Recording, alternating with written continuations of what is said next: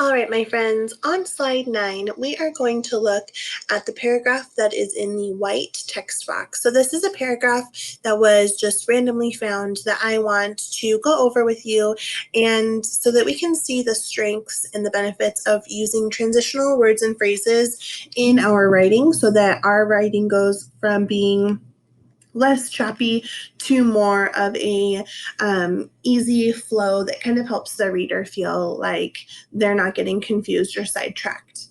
So the original paragraph is, I got up in the morning, I ate breakfast.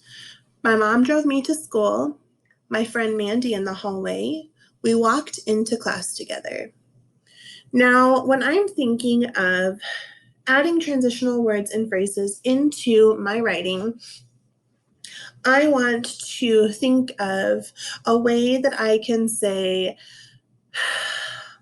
the way that I can put thoughts together in a way that my reader knows that I'm going from different parts or times of the day into another.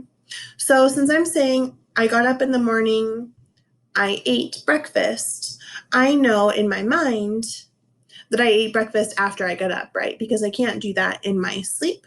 So I'm going to say, after I got up in the morning,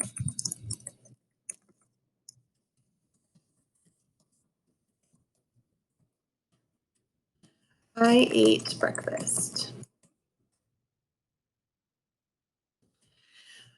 Then I'm signaling in the next sentence, my mom drove me to school. So I know I did that after eating breakfast, but I know that also it's very unlikely that I just got up right from the table and I was immediately in the car and my mom was driving me to breakfast. So I'm going to say, when I was ready to go, because this transitions my readers into kind of visually understanding that I ate breakfast, then I got ready for my day, and now that I'm ready to go, my mom drove me to school.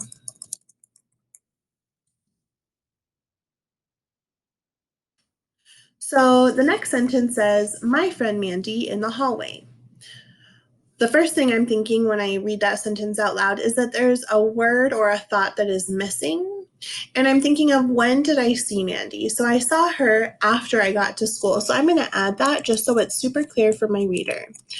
After I got to school, I met my friend Mandy in the hallway, and we walked into class together. Now I'm going to format my text to being just a little bit smaller so that I stay on the slide. There we are. So let's read these now that we have edited the paragraphs. So before transitional words and phrases, before we put any information into our paragraph that signaled any change of time or setting, it read like this. I got up in the morning, I ate breakfast, my mom drove me to school, my friend Mandy in the hallway, we walked into class together. After adding transition words and keeping in mind that my reader probably needs to know when things happened, how they happened, and I probably needed to add some more detail in there to keep them interested and not feeling frustrated because my writing is choppy, we came up with this paragraph. After I got up in the morning, I ate breakfast. When I was ready to go, my mom drove me to school. After I got to school, I met my friend Mandy in the hallway and we walked into class together. I'm noticing as I read this out loud that I paused after hallway, so I'm going to add a comma there because that is how I would naturally read this. I'm just going to change my font to green. Perfect. So that is the use of transitional words and phrases. So what you're going to find on the next slide is an example of transitional words and phrases that you can use in your writing. It's just a pre-made checklist. If there are others that you prefer, that is totally fine, no problem. But that's just a running list of ideas that you can use in your writing for creating those transitional statements for your reader. If you have any questions about this, please don't hesitate to reach out and we would be happy to help you.